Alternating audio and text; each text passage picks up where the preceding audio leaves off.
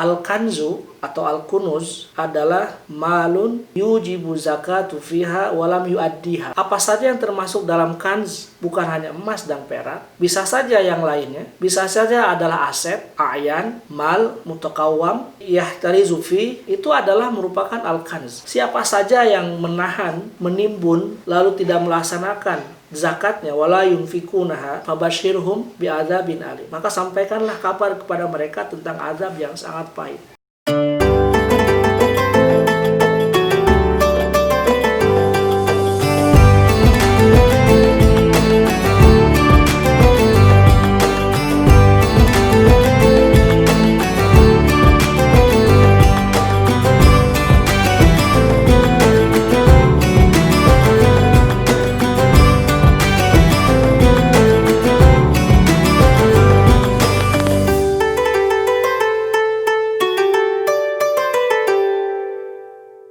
Assalamualaikum warahmatullahi wabarakatuh. Bismillah, alhamdulillah, wassalatu wassalamu ala rasulillah wa ala alihi wa sahbihi wa mawala amma ba'd. Allahumma salli ala sayyidina Muhammadin al-fatihi lima ughliqa wal khatimi lima sabaq, nasiril haqqi bil haqqi wal hadi ila siratikal mustaqim wa ala alihi haqqa qadrihi wa miqdarihil azim. Teman-teman yang saya hormati, alhamdulillah, puji syukur kehadirat Allah Subhanahu wa taala. Sore hari ini menjelang buka, seperti biasa kita lanjutkan kajian kita. Dan alhamdulillah hari ini memang spesial ya, karena ada tamu spesial saya dari Jakarta, Pak Dr. Ruslan. Beliau ini partner saya di TVRI sebelum saya ke Jeddah. Dan temanya sama, kali ini tentang zakat. Saya pernah duet bersama beliau di TVRI. Ya, mengisi kajian di ekonomi Islam pada waktu itu, dan sekarang beliau ikut nimbrung lagi di acara kajian kita. Mudah-mudahan tambah barokah nih. Amin ya rabbal alamin. Baik teman-teman yang saya hormati, kali ini kita akan melanjutkan kajian kita, dan kemarin kita sudah selesai di pembahasan tentang zakat fitrah. Kenapa saya dahulukan itu? Karena untuk pertama memberikan semacam pengetahuan awal bagi yang akan melaksanakan zakat fitrah. Nah, kali ini sesuai dengan tema kita bab zakat, saya akan memulai di permasalahan yang berkait dengan zakat perhiasan. Ya, kenapa? Karena inilah yang sering kita jumpai di dalam kehidupan kita. Dalam kehidupan keluarga kita senantiasa pasti ada yang disebut dengan perhiasan. Maka saya coba pembahasannya didahulukan. Setelah itu baru kita masuk ke pembahasan zakat tentang zakat perdagangan, ya. Lalu zakatul mal. Al-mal di sini ada al-mal mustafad. Ya. Dan nanti kita terakhir coba bahas kaitan dengan zakat pertanian, kemudian juga hal-hal yang bisa dikiaskan terhadap pertanian. Lalu nanti ada zakat peternakan. Nah, kita coba ajuin dulu yang tentang zakat perhiasan ini. Baik. Saya akan coba bacakan dulu matannya di dalam Abi Syuja. Sebagaimana biasa, saya selalu membacakan dulu kitab inti. Dari situ nanti kita akan coba bahas tentang dalil-dalil terhadap pembahasan kita. Saya coba buka dulu kitabnya, yaitu matan Abi Syuja. Ya. Melanjutkan kajian kita yang kemarin tentang zakat fitrah.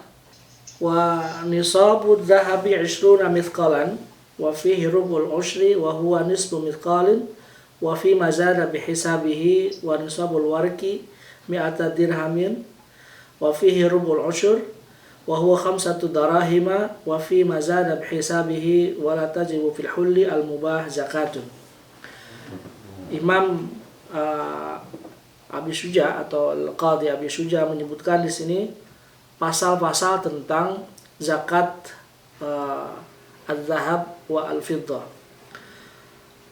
Tentu karena ini matan, ya, sehingga bahasanya adalah singkat, padat, kemudian memerlukan penjelasan yang sifatnya meluas. Nah, oleh karena itu penjelasannya kita lihat di dalam kitab Al-Iqna atau kitab Al-Manhaj Al-Fiqhi li Al-Mustafa Al-Bughaw. Ya, di situ kita dijelaskan beberapa hadis, beberapa ayat tentang kaitan dengan zahab wal fiddah.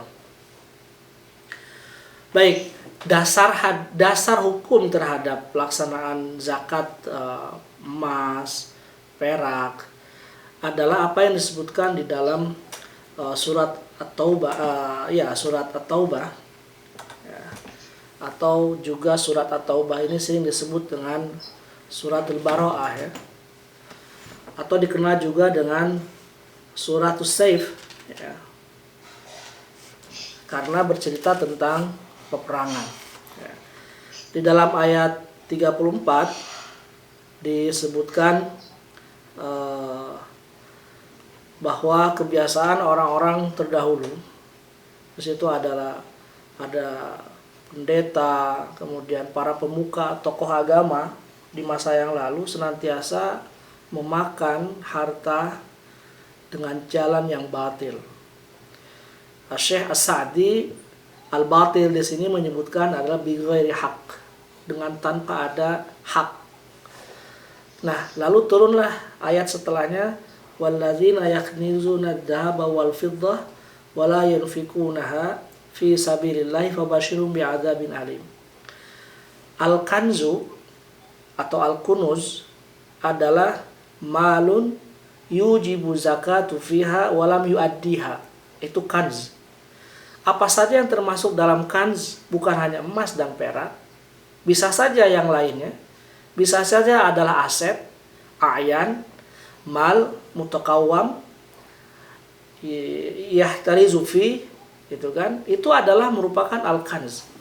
Siapa saja yang menahan, menimbun, lalu tidak melaksanakan zakatnya, wala yunfikunaha, itu kan, fabashirhum bi'adzabin alim.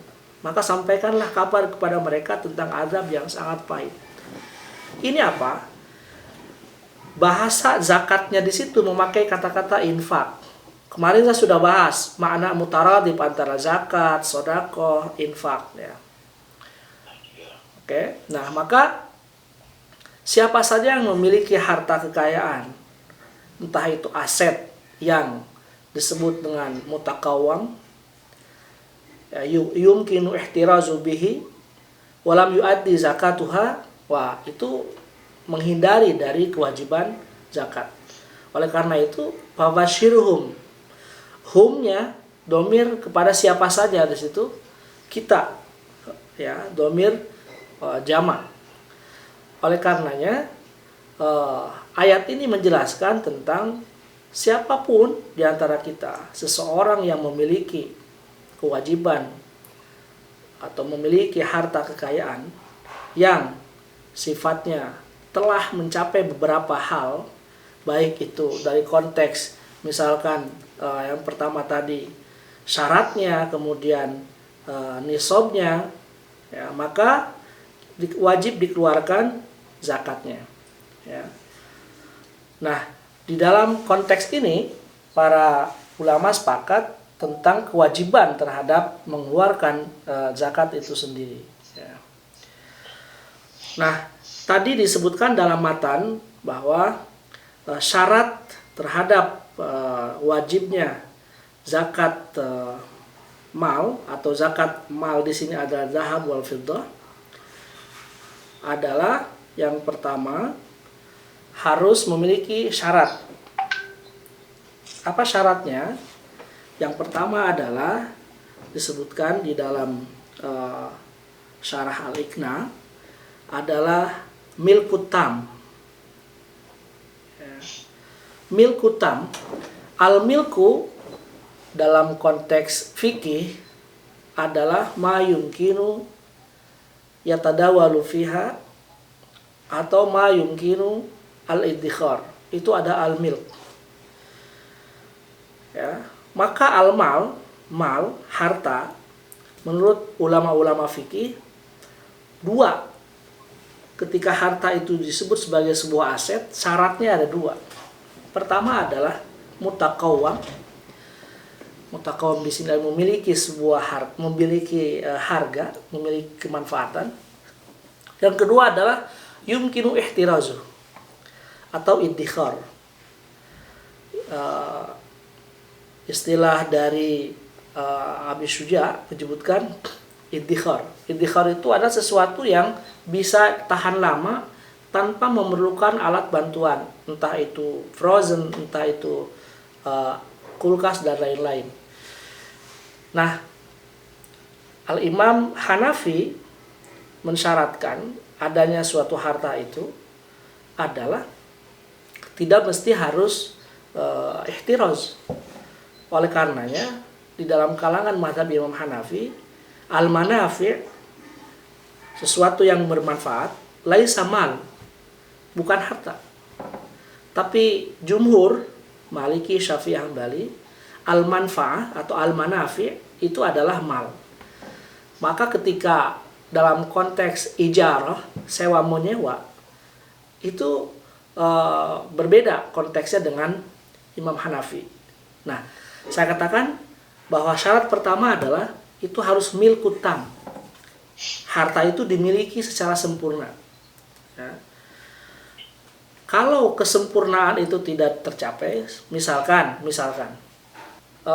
dibeli tanggal 1 Mei 2020. Tanggal katakanlah sebelum masuk bulan Mei ya 2021, kepemilikan itu dialihkan kepada orang lain, maka menjadi gugur kewajiban zakat. Kenapa? Karena atamaluknya ghair tam. Kepemilikannya tidak sempurna lagi, bukan menjadi miliknya dia. Katakan seperti ini. Istri kita punya emas yang selain untuk dipakai. Nanti kita akan bahas mana yang wajib, mana yang tidak dalam konteks zakat emas. Memiliki emas yang sudah masuk nisab, ya, atau sudah nisabnya sudah masuk, kemudian haulnya juga sudah masuk. Tapi setahun sebelum, jadi 20 Mei 2020, tanggal 18 Mei 2021, dia kasih ke suaminya. Ya, ini emasnya saya kasih ke ayah deh. Maka kewajiban tadi menjadi gugur. Kenapa? Karena milkutamnya gugur. Ya, itu. Yang kedua, syarat yang kedua ya, adalah al-haul. Nah, ini penting sekali al-haul ini. Haul itu apa sih? Haul itu adalah ketentuan batas waktu pada saat dimiliki dengan pada saat harus dikeluarkan zakatnya. Atau al-haul adalah waktu sampai 1 tahun. Jadi tadi saya katakan 20 Mei saya beli emas. Ya, 20 Mei saya beli emas.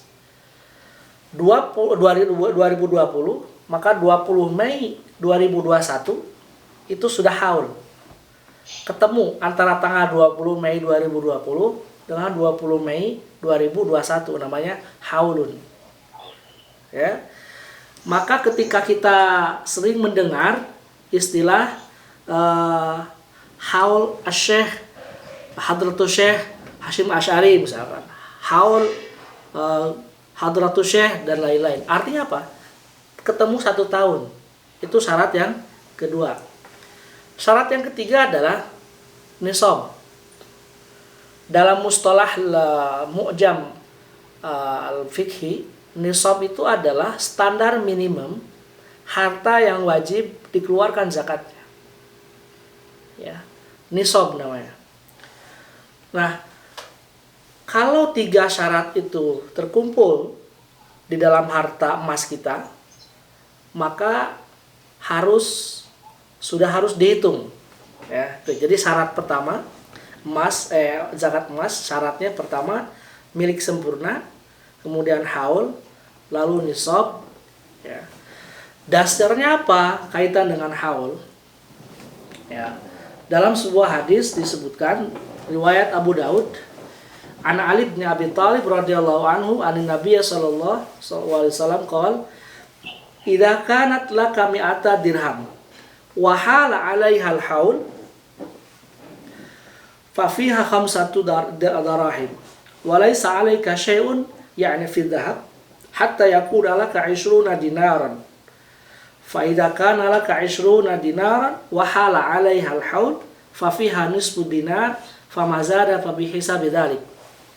Lihat, dalam redaksi hadis di sini ada kalimat wahala 'alaiha al-haul, dan jika telah tiba waktunya 1 tahun, maka menjadi sebuah syarat.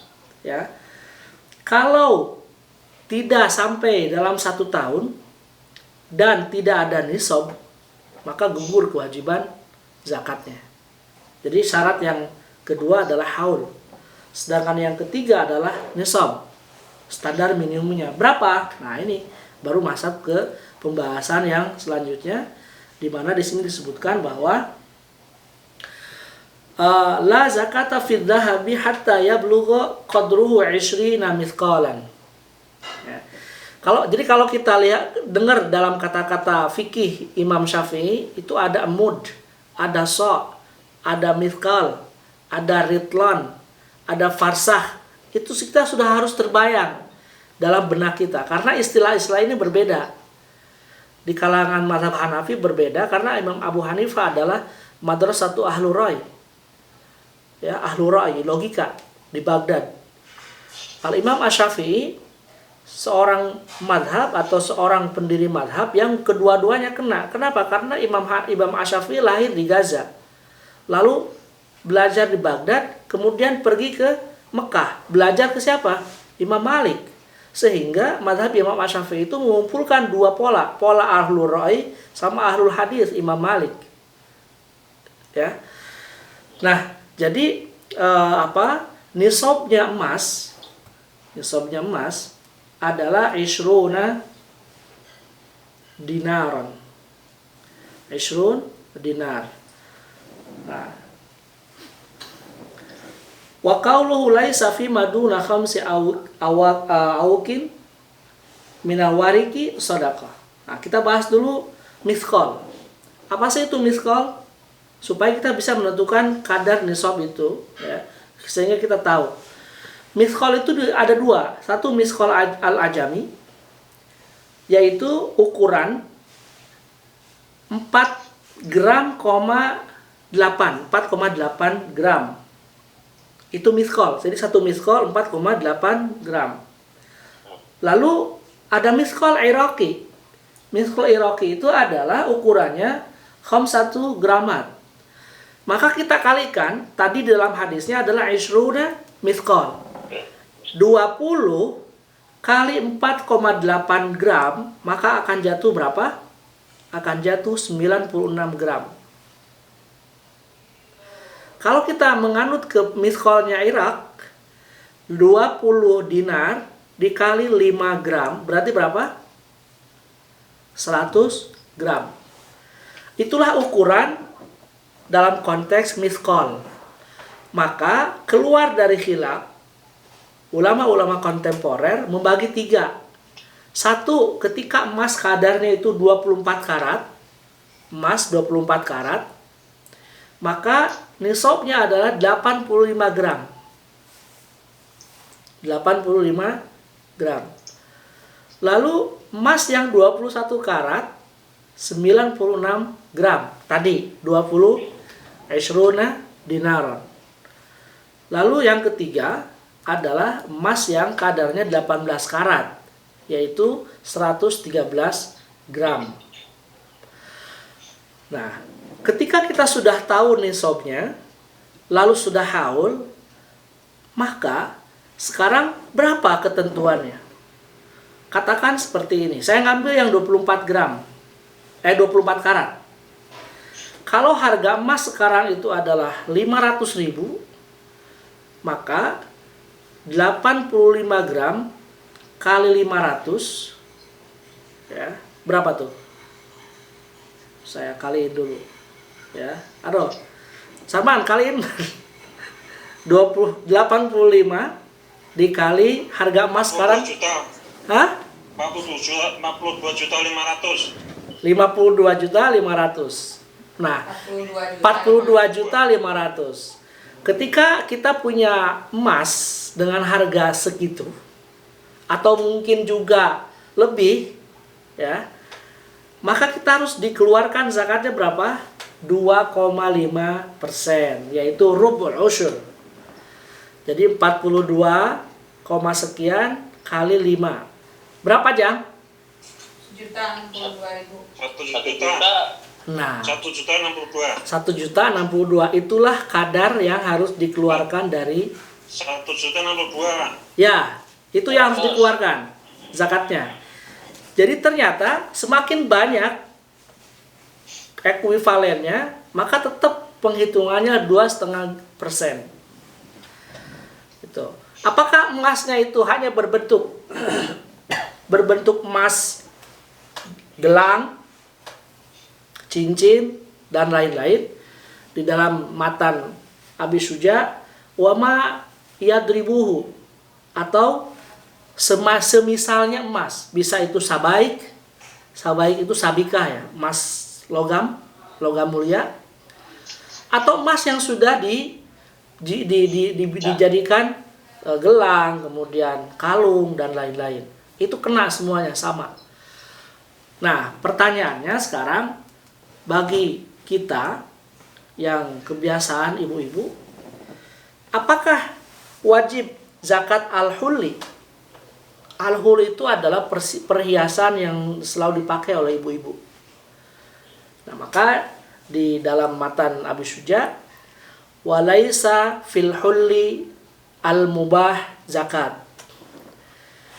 Bagi perhiasan yang menurut adat kebiasaan mubah, dibolehkan, tidak ada zakatnya.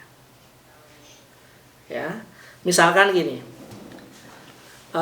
istri kita beli kalung dengan niat untuk dipakai, tapi sewajarnya, maka dia tidak kena zakat karena al-hulli. Walaupun nanti ada hadis yang, atau ada pendapat yang mewajibkan perhiasan yang dipakai oleh seseorang yang bukan diinvestasikan juga kena zakatnya. Itu ada hadisnya. Bahkan ada sebuah riwayat menceritakan bahwa ketika Rasul didatangi oleh seorang perempuan, lalu dia membawa seorang anak kecil yang memakai perhiasan sangat luar biasa. Lalu kata Rasul, ditanya, apakah engkau sanggup ketika melihat anakmu nanti di akhirat dikalungkan dengan yang sekarang dipakai dari api neraka? Apakah engkau dikeluarkan zakatnya dari si anak tadi? Nah, itu sebuah dalil yang dipakai oleh Al-Albani dalam konteks bahwa al-hulli pun wajib zakat. Tapi mazhab Imam Asy-Syafi'i, sebagaimana disebutkan oleh Abi Qudha, ya, Al-Qadhi Al-Asfahani menyebutkan yang mubah di sini adalah sewajarnya menurut kebiasaan. Kan secara logika mana mungkin seseorang pakai anting 2 kilo gitu. Anting emas 2 kilo. Kan tidak wajar. Ya. Atau memakai sesuatu yang dianggap menurut adat di situ tidak wajar. Ya, maka kalau itu adalah sewajarnya, kemudian menurut adat dan kebiasaan adalah wajar, maka tidak kena zakat. Walaupun dia tuh punya banyak jenisnya dan tiap hari ganti-ganti pakainya. Hari ini pakai jenis bintang di sini. Besoknya pakai jenis roti Arab antingnya. Nggak apa-apa. Yang jelas itu adalah bukan investasi. Bukan al-kanz. Bukan untuk diasetkan. tapi untuk dipakai. Walaupun fi kulli yaumin mutaghayyirul al-libas. Itu tidak apa-apa, bahkan tidak kena zakatnya, ya. Oke. Nah, sekarang lanjut adalah bagaimana kalau di sini disebutkan kita memiliki emas jenisnya bermacam. Misalkan yang 24 karat ada 100 gram. Yang 21 karat ada 200 gram. Bagaimana cara menghitung kadarnya? Cara menghitung nisabnya? Nah, saya menemukan di dalam kitab Kaifa tuhsib atau Kaifa tahsibu zakat Malik, itu menyebutkan ternyata itu caranya ada dijam'u, digabung. Diambil kadar yang tertinggi. Ya, misalkan nih, saya bacakan ya, ada sebuah redaksi yang sangat bagus di sini. Mas'alatun tamtaliku Aisyah arba'ina graman minad dhahab ayar 24. Kemudian wasamanina graman ayar 21. Wa mi'atu gramin ayar 18. Fahal 'alaiha zakat? Maka dijawab dalam kitab ini, wa in kana 'alaiha zakatu fa kaifa tahsibuha ilman bi annahu marra 'alaiha haul hijri. Jadi seseorang di sini disebutkan memiliki 80 gram 21 karat dan 100 gram 18 karat. Maka di sini kata Syekh pengarang kitab ini, yaitu Dr. Khalid Mahmud Al-Juhani, menyebutkan wa fi hadhil mas'alah sanahulu iyarain.